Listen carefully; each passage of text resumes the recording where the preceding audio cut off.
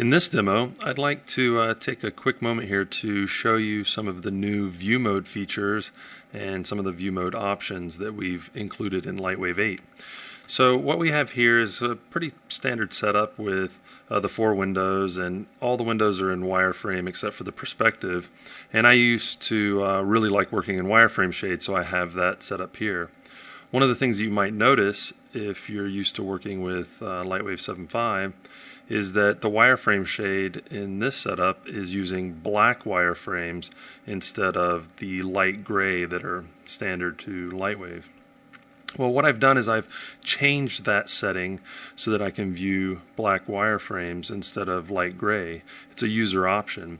Where this comes in handy is when I switch to textured wireframe, which allows me to view my texture on the object as well as seeing the wireframe right on top of it. Let me go ahead and zoom in, take a quick look.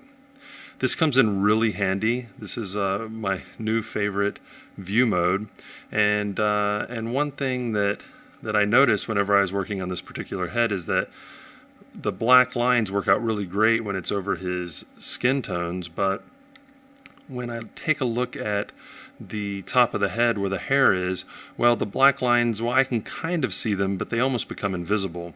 But this really isn't a problem with the new settings, because what I can do is I can go in, and also the lines disappear over the eyes here because the eyes are black in this case. But what I can do is I can come over here to sketch color and change the sketch color. Let's change it to I'm going to go extreme for this example. I like working with dark blue or black, but I'm going to change it to red. And now you can see the wireframe even in the dark areas, and this becomes very handy.